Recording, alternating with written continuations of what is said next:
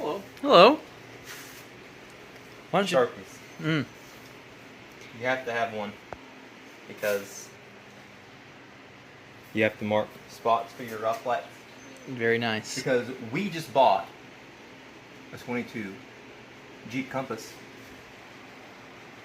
I'm just kidding, we didn't buy it, it's just a friend's. But there's some beautiful features on this vehicle that I'd love to show you. We're basically just doing a rock light install now to make it pop just that much more.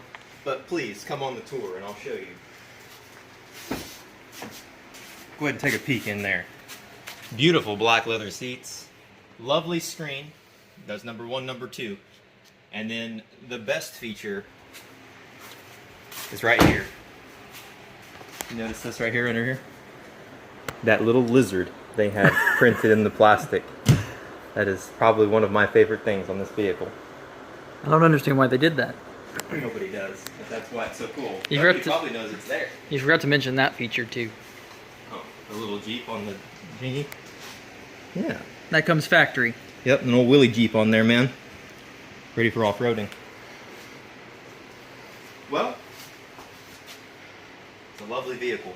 I've driven it from right out there to right in here. Handled great. Very easy to use. Beyond that, we're going to slap some rock lights on here. We got some Rgbw dubs to slap on. They are a cheaper price point, but pretty good color. So we're going to see how long they last, and then we will kind of give updates on that, see if they're worth buying or not. Because there's really not a lot of good Rgbw stuff that's at a good price point. True. So, anyways, that's all I got for now. We'll give you guys some updates as we get along with these rock lights. Why don't you give us an update of where we're at? Well, this is a negative wire. This is a positive wire.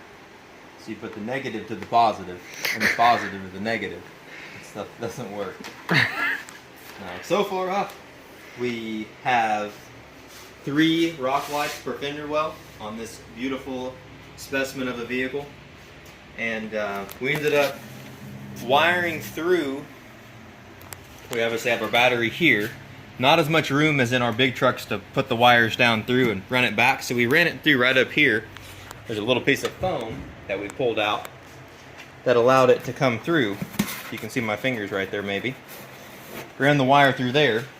Nifty zip tie down through that hole.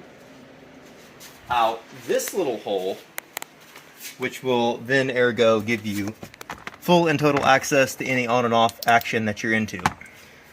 So that's how we ran this.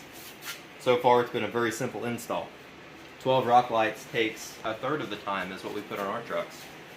So, but it's still going to look very cool. Just got to slap some terminal ends on both of these, put it together, see how we like it. We have a couple of strips that came with this kit. These little babies that we're going to put kind of under the front and back door on each side to give it a little bit of light. We're not as concerned with light in the middle of the vehicle because it's not nearly as tall. So we think that'll give it enough of a pop there. So still need to button up all of our wiring. It's just basically the lights put in and the wires ran out of the fender liners. So we need to hook all those up to our brain of the box there and then check out and see how it works. So coming along pretty good. We don't have a lot of time invested in it so far. To do this to your vehicle in a matter of a couple hours. So, what's up, everybody? We are finished up with the rock light install on this Jeep Compass, and we think it went pretty well. It didn't take any time at all. We did 3 pods per fender, so there's 12 pods, and it had 2 6 or 8 inch light strips that went under the vehicle, underneath the driver's door and the rear door, or front and rear door. And obviously there's not a lot to show you right now. You could look in the fender and kind of see where we located the lights, but we'll get a better idea of how it looks at night here in just a little bit. But the install did not take very long at all. An hour and a half, maybe a couple hours alone if you had to do it. So we'll get you a look at what it looks like here in a few hours, and then after that you can make a decision on if this kit is what you'd like to put on your smaller SUV if you're not driving a truck like we are, what we've done before in the past.